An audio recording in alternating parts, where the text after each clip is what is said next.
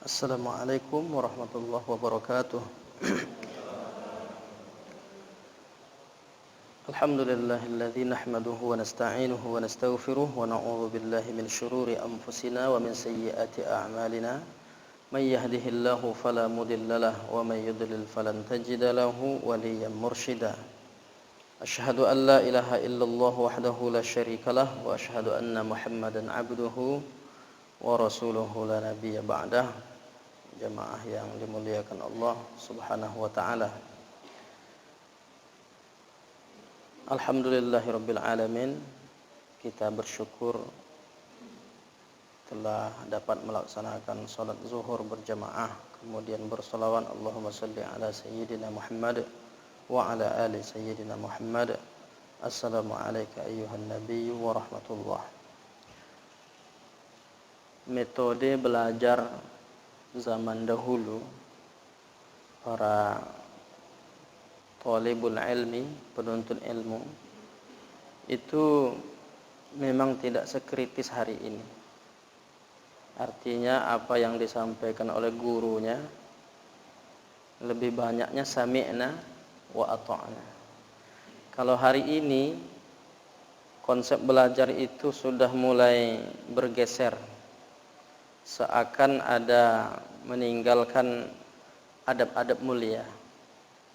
Tapi di sisi lain ada bagusnya, seperti kritis terhadap apa yang disampaikan. Kalau dulu enggak, belajar disampaikan oleh guru, ustaz, kiai, nggih gitu kan, sami'na wa ata'na, ya kami dengar, kami taat. Tapi itu nilai keagungan dan ketinggian adabnya dapat. Karena pada prinsipnya orang atau agama ini menganjurkan kita al-adabu fawqal ilmi, adab di atas ilmu. Tapi dengan banyaknya informasi, maka cara belajar itu pun sudah berubah. Nah, belakangan yang sering ditanyakan kepada ustadz itu, paling tidak ada yang nanyanya gini, yang ustadz sampaikan ini udah betul, tapi kalimat-kalimat seakan-akan kurang percaya gitu kan. Kemudian ada pertanyaan lanjutan, yang ustadz sampaikan ini ada enggak dalilnya? Sebetulnya bagus itu, karena kan setiap ibadah itu, amalan itu kan harus jelas dalilnya. Atau ustadz itu atau siapalah, guru, kiai gitu, tuan guru, dia sudah sampaikan dalil, sampaikan qaul ulama, pernyataan atau ungkapan-ungkapan para alim ulama, orang-orang berilmu, menurut, bahkan yang disampaikan tuh menurut mazhab ini, sudah disampaikan semua tuh. Tapi nanti ada pertanyaan lanjutannya. Dari sekian banyak yang ustaz sampaikan ini, mana pendapat yang paling rajih? Nah, itu pertanyaan lanjutan. Dan itu gaya bertanya seperti itu tuh belakangan-belakangan ini. Entah dari mana datangnya, tapi menarik juga sebetulnya untuk dijelaskan mana yang rajih. Persoalannya rajih itu kalau menurut penjelasan kita yang ringan apa? Rajih itu pendapat yang paling kuat. Pendapat yang paling kuat dasarnya. Tapi kan akibatnya apa? Orang yang bertanya mana pendapat yang paling rajih, cenderung menilai pendapat yang lain marjuh. Artinya tidak rajih. Tapi kalau ditanya ustaz, dari sekian banyak yang ustaz sampaikan itu, yang ustaz amalkan yang mana? Nah, itu mungkin lebih enak. Karena pasti yang ustaz amalkan tuh seorang yang kita tanya itu pasti dia mengamalkan yang paling rajih menurut dia dan hasil penelitian dan pendalaman dia terhadap materi itu. Maka saya kalau ditanya begitu simpel aja. Saya tidak merajihkan sendiri. Saya mengikuti ulama-ulama yang mu'taman, ulama-ulama yang berilmu dalam bab ini. Memang saya ke mazhab Syafi'i. Jadi inilah yang rajih. Dalam mazhab Syafi'i ini yang rajih. Ini bukan kita yang merajihkan, tapi para ulama-ulama yang ilmunya sangat luas itu. Tapi kalau ditanyakan menurut guru saya yang rajih itu ini, ya udah. Tapi jangan katakan yang lain itu tidak rajih. Sebetulnya semua pendapat itu rajih menurut ulama masing-masing. Jadi rajih tidak rajihnya suatu pendapat itu tergantung ulamanya. Nah, kita ambil satu penjelasan dalam kitab Al-Ihkam fi Usulil Ahkam jilid 4 halaman 239. Imam Al-Amidi mengatakan, fa inna tarjih innama yutlabu 'inda at-ta'arud la ma'a adamihi. Sebetulnya rajih tidak rajih, tarjih itu yang dilakukan para ulama itu sebabnya kenapa ada istilah itu karena ada dalil yang bertentangan. Jadi kenapa ada istilah tarjih atau rajih atau tidak rajih? Itu ketika ulama melihat ini hadisnya begini, dasarnya ini begini, sepertinya bertentangan. Lalu dilakukanlah proses untuk mengamalkan yang paling kuat. Ini gimana cara menyelesaikan ta'arud al-adillah? Ada metodenya. Kalau ada dua hadis yang bertentangan, dilihat misalnya metode yang dilakukan para ulama, nasakh mansukh. Mana yang duluan, mana yang belakangan. Kalau umpamanya ada hadis, saya larang kalian berziarah kubur. Ini kapan ini Nabi mengatakan ziarah kubur tak boleh ini? Nah, ketika dilihat ternyata larangan ziarah kubur itu di awal-awal Islam. Belakangan Nabi mengatakan, fazuruha, sekarang aku perintahkan kalian berziarah. Kalau diambil dalil pertama itu langsung jadi hukum, maka kesimpulannya berarti enggak boleh kita ziarah kubur. Tapi karena itu periode awal dalam Islam, maka setelah Nabi melihat sahabat imannya sudah kuat, Nabi mengatakan fazuruha, sekarang aku perintahkan kalian untuk berziarah kubur. Nah, sekarang mana yang diambil? Dalil larangan atau dalil perintah? Dalil perintah, karena yang larangan ini sudah mansukh. Nah, itu metode. Sudah dilarang. Sama dengan menyimpan daging hewan kurban lebih dari 3 hari. Dulu larangan. Nahaitukum an luhumil adahi fawqa 3. Aku larang kalian menyimpan daging hewan kurban lebih dari 3 hari. Di awal-awal Islam. Sekarang orang berapa hari dalam kulkas itu? Kalau ikut larangan itu, udah 3 hari itu harus keluarkan semua tuh, dibagikan. Tapi itu sudah tidak berlaku lagi, sudah mansukh. Sama dengan syariat berkiblat ke Baitul Maqdis. Dulu memang di sana kiblatnya, tapi setelah turun ayat fawalli wajhaka syatral masjidil haram, hadapkan wajahmu ke Masjidil Haram. Sejak itu enggak berlaku lagi yang Baitul Maqdis itu. Jadi kalau orang melihat satu hadis langsung diamalkan, bisa berbahaya juga. Jangan-jangan hadis yang sudah yang dilihat dibaca itu hadisnya sudah mansukh, sudah dihapuskan. Itu perjalanan syariat, tasyri'. Makanya ada kitab Tarikh Tasyri', sejarah pensyariatan. Kalau tidak tahu masalah ini, enggak usah langsung rajih-rajih. Karena ada ilmu untuk membahas tentang ini. Samalah halnya dengan rajih menurut ulama satu, tidak rajih menurut ulama lain. Ambil contoh di buku Ikhtilaf seputar salat ini ada berapa poin ini? 1 2 3 4 5 6 7 8. Nah, kemarin 8 juga. Tentang perbedaan sebab ikhtilaf ada 8. Nah, sekarang rajih tidak rajih menurut beberapa ulama yang beda-beda pendapatnya. Ambil contoh letak tangan setelah takbiratul ihram. Allahu Akbar. Itu yang rajih menurut mazhab Maliki lepas. Allahu Akbar, lepas tangan. Itu rajih itu. Jadi kalau kita ke Tunisia, Maroko, Aljazair, kita jarang menemukan orang bersedekap. Kenapa? Pendapat yang rajih menurut mereka, tangan lepas ke bawah. Itu mazhab Maliki. Kemudian menurut mazhab Hanafi, yang rajih itu di bawah pusar.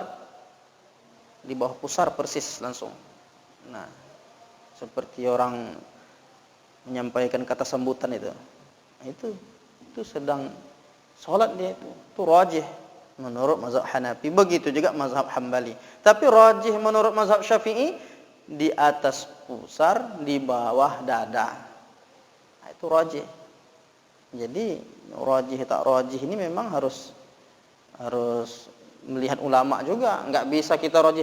Ini rajih menurut saya. Siapa kita? Karena kerja merajihkan suatu dalil itu bukan kerja masyarakat awam, tapi itu kerja ulama-ulama dulu. Ustaz-ustaz pun tidak semuanya yang bisa merajihkan, kecuali kalau dia memang mujtahid. Ya, harus ngikut juga pendapat-pendapat ulama itu.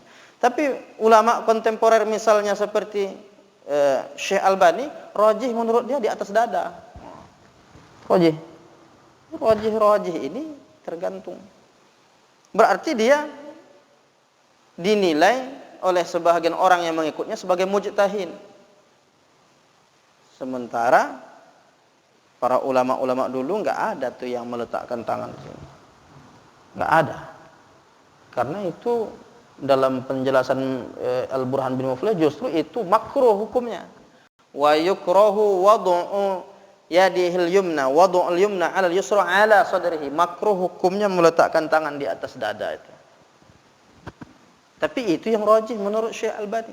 Kayaknya belakangan kita lihat banyak juga orang yang sholatnya meletakkan tangan. Nah, ini masalah rajih tak rajih itu menurut gurunya masing-masing, menurut ulamanya masing-masing.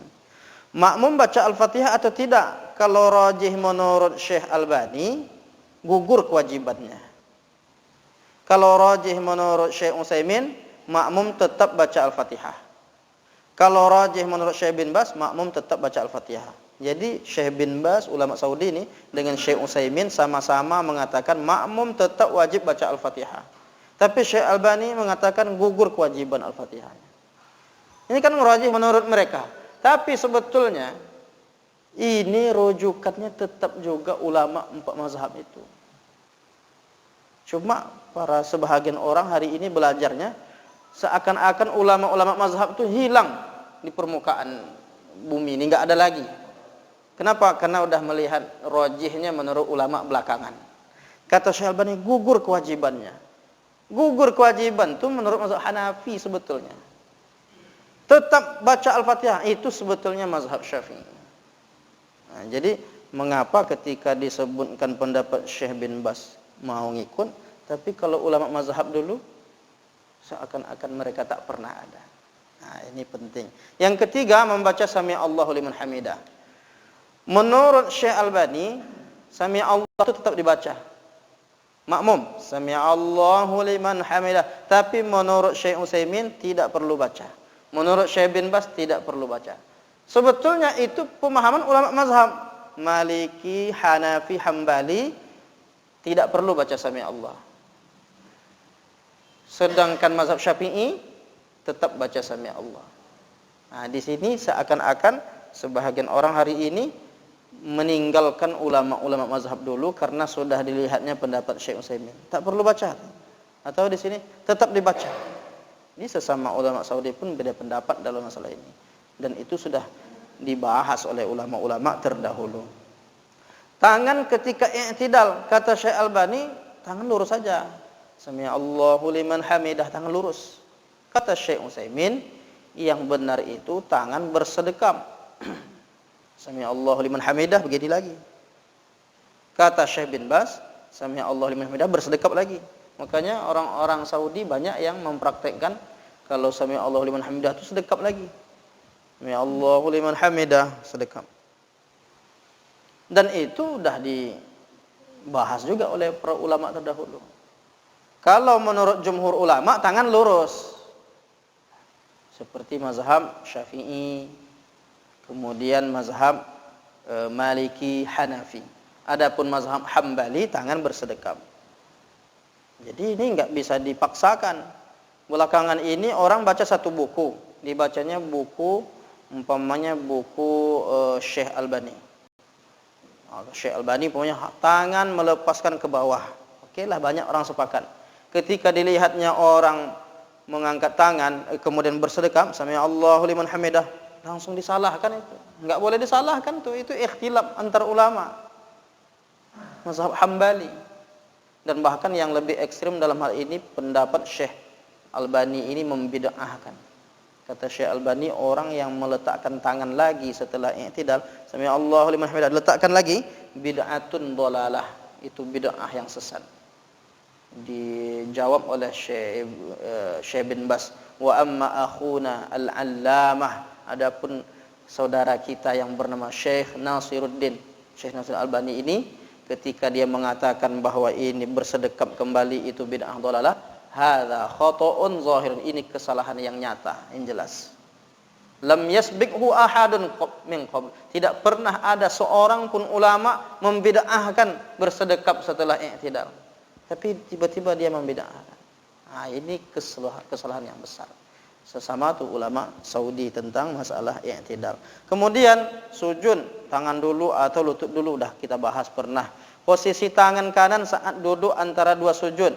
Kalau pendapat umum kan tangan letaknya lutut. Nah, tapi menurut duduk antara dua sujud menurut Syekh Utsaimin enggak? Sujud pertama, duduk antara dua sujudnya sambil nunjuk. Itu menurut Syekh. Itu rajih menurut Syekh Utsaimin. Setiap kali duduk antara dua sujud gitu, Rabbighfirli warhamni wajburni. Biasa kita Rabbighfirli gini aja. Nah, itu menurut Syekh Ibnu Utsaimin dalam kitabnya Asy-Syarhul Mumti jilid 13 halaman 193. Bangun rakaat kedua mengepalkan tangan atau tidak? Kata Syekh Albani mengepalkan tangan. Kata Syekh bin Bas bertumpu kepada paha, di paha. Kata Syekh Utsaimin bertumpu ke paha. Tapi kalau ulama-ulama dulu justru mengatakan ala rahataihi, bertumpu ke lantai dengan telapak tangan. Nah, itu dijelaskan oleh Imam Asy-Syarbaini dalam kitab Mughni al-Muhtaj. Yang ketujuh sudah, ini yang terakhir. Yang terakhir, kapan telunjuk bergerak saat tahiyyan? Kata Syekh Albani, menggerakkan jari telunjuk itu terus-menerus sejak awal sampai akhir. Ini Syekh Albani. Makanya banyak orang belakangan ini gini-gini kan, sejak awal sampai akhir. Itu pendapat Syekh Albani. Sebetulnya kalau melihat pendapat mazhab, gerak-gerak itu ada, tapi gerak-geraknya enggak kencang-kencang. Geraknya pelan-pelan seperti pendapat pendapat mazhab Maliki, Imam Malik. Dan bergeraknya bukan ke atas ke bawah, ke kanan ke kiri. At-tahiyyatul mubarakatus shalawatut thayyibatu lillah. Pelan-pelan. Enggak gini-gini juga. Itu mazhab Maliki. Kalau menurut Syekh bin Bas, menggerakkan jari telunjuk saat tasyahud itu ketika sholawatnya. Nah, jadi Allahumma shalli ala Muhammad wa ala kama shallaita ala Ibrahim wa ala ali Ibrahim. Artinya bukan dari at-tahiyyatu. Sejak syahadat, habis itu doa tahiyat itu Allahumma shalli salawat sampai innaka Hamidum Majid, itu bergerak-geraknya. Itu Syekh Ibnu Utsaimin. Syekh bin Bas sama. Nah, tapi kalau ulama dulu simpel. Kalau mazhab Maliki bergerak kiri ke kanan perlahan-lahan, kalau mazhab Hanafi yang rajih itu adalah 2 kali. Asyhadu an la ilaha illallah turun. Kalau mazhab Hanafi 2 kali begitu. Kalau mazhab Syafi'i sekali, asyhadu an la ilaha illallah. Illallah itu naik. Jadi ada 2 versi. Boleh sejak awal tu nunjuk ke bawah. Mazhab Syafi'i. At-tahiyyatul mubarakatus shalawat. Nanti pas asyhadu an la ilaha illallah naik sikit. Boleh juga at-tahiyyatul mubarakatus shalawat. Nanti pas syahadat asyhadu an la ilaha baru naik illallah. Habis itu enggak gerak-gerak lagi. Ya, masalah gerak-gerak ini banyak kemungkinannya. Ada yang mengatakan, itu kenapa Nabi menggerak-gerakkan jari? Waktu itu Nabi sedang demam. Jadi menggigil dia. Nah, jadi ditengok sahabat. Itu ada analisa seperti itu. Jangan karena demam sekali itu jadi hukum gitu. Nah, ada juga yang memahami itu hadisnya yuharrikuha. Kemarin kita bahas. Yuharrikuha itu artinya bisa menggerakkan, bisa menggerak-gerakkan. Atau yang membaca yahrukuha, menggerakkan. Ini ikhtilaf itu terjadi. Paling tidak ada 8 8 poin tentang mengapa para ulama ini ada yang mengatakan ini rajih atau tidak rajih. Mereka pun punya dalil masing-masing, tapi yang pasti kita tak bisa merajihkan. Kalau kita mengikut salah satu ulama, berarti kita mengikut proses yang dilewatinya setelah dia melakukan pengkajian, lalu dia menyimpulkan ini rajih menurut saya. Bahkan termasuk sesama mazhab Syafi'i pun rajih antara ulama mazhab Syafi'i yang satu dengan mazhab Syafi'i yang lain juga beda. Termasuk antara Imam An-Nawawi, Imam Al-Ghazali, Imam Ar-Rafi'i, Imam Al-Haramain, termasuk bahkan pendapat Imam Syafi'i sekali sampai saatnya tidak diikuti oleh Imam Nawawi yang merupakan representasi dari mazhab Syafi'i. Nah, itulah indahnya perbedaan itu kalau kita lihat data-data. Kalau mau melihat bagaimana Imam Nawawi menukilkan pendapat ulama mazhab Syafi'i dalam kitabnya Raudhatut Talibin, itu jelas ini pendapat Imam Rafi'i. Nanti ujungnya yang rajih menurut saya sama dengan kunut subuh. Itu antar mazhab Syafi'i beda-beda. Apakah kunut subuh itu dilakukan dengan membaca seluruhnya dengan jahar atau tidak? Itu beda pendapat. Apakah cuma 5 itu? Allahumma hdina fiman hadait wa afina fiman afain wa tawallana fiman tawallait wa barik lana fima a'tait wa qina bi rahmatika syarra ma qadain. Apakah fa innaka taqdi wa la yuqda alai itu dikeraskan juga? Itu antar sesama mazhab Syafi'i saja? Enggak sama. Ulama yang mazhab Syafi'i yang lain mengatakan dibaca keras semua. Tapi kata Imam Nawawi yang dibaca itu keras, jahar cuma 5, yang lain disirkan.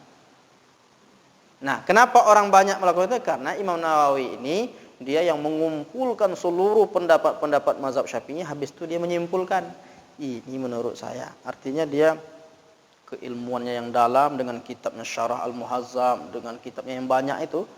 Belum lagi Arba'in An-Nawawiyah, belum Syarah Sahih Muslim lagi, Riyadhus Shalihin. Banyak sekali dia ulama besar dan dia merangkum seluruh kitab-kitab ulama mazhab Syafi'i itu sampai pada kesimpulan ini yang rajih menurut saya. Makanya orang banyak merujuk pendapat mazhab Syafi'i itu kepada Imam An-Nawawi.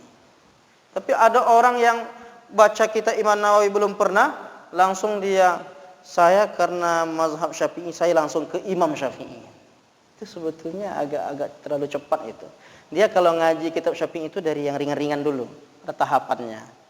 Ada misalnya Mabadi Al-Fiqhiyah, terus nanti Matan Taqrib Abu Syuja, habis itu naik lagi nanti ke misalnya Fathul Mu'in, Fathul Wahhab. Kalau lompat ke langsung, kadang-kadang tak sampai akal kita bisa mencerna. Ada orang hari ini, saya karena mazhab Syafi'i langsung ke kitab induk itu lumayan berat itu, maka berproses. Nah, ini beberapa hal yang mungkin bisa dijelaskan tentang masalah rajih atau tidak rajih. Mungkin sampai situ ada pertanyaan sebelum ditutup? Alhamdulillah tak ada pertanyaan. Baik, kalau tak ada kita cukupkan sampai di sini. Ke depan kalau kita ngaji lagi mungkin kita akan bahas tentang keluar dari ikhtilaf lebih utama.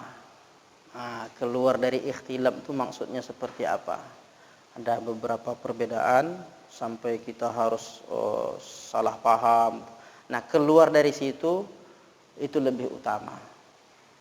Ambil contohnya sebelum saya tutup biar besok kita lebih dalam lagi. Contohnya kita bangun dari tahiyat ketika masbuk, tahiyat akhir imam tahiyat akhir.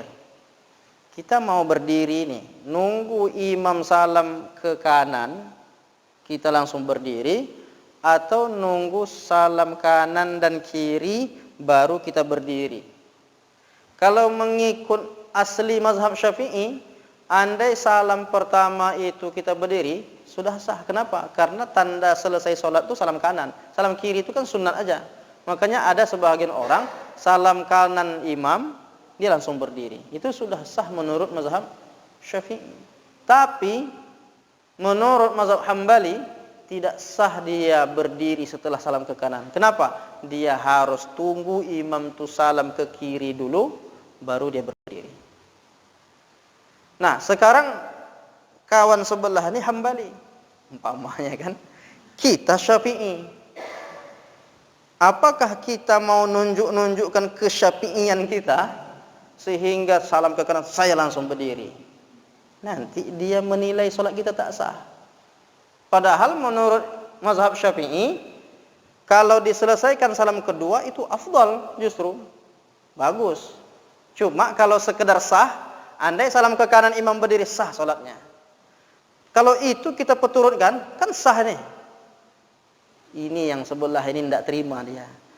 Daripada dia nanti jadi problem, al-khuruju minal khilaf aula. Keluar dari perbedaan pendapat ini supaya tak salah paham nih, itu lebih utama. Jadi gimana? Ikut ajalah pendapat mazhab Hambali dalam bab ini, bahkan itu afdal juga. Nah, selesaikan kiri dulu baru berdiri. Walaupun kita salam ke kanan berdiri nanti kita tetap mempertahankan, ya enggak ada masalah. Hanya kan jadi problem aja sama orang yang tak setuju dengan itu. Maka ada kaidah dalam agama ini, al-khuruju minal khilaf aula. Keluar dari khilaf-khilaf perbedaan itu sehingga kita tetap tidak jadi persoalan, itu lebih utama. Jadi ada kaitannya dengan muamalah. Mudah-mudahan bermanfaat kajian kita ini. Kita cukupkan sampai di sini. Subhanakallahumma bihamdika asyhadu an la ilaha illa anta astaghfiruka wa atubu ilaik. Wassalamualaikum warahmatullahi wabarakatuh.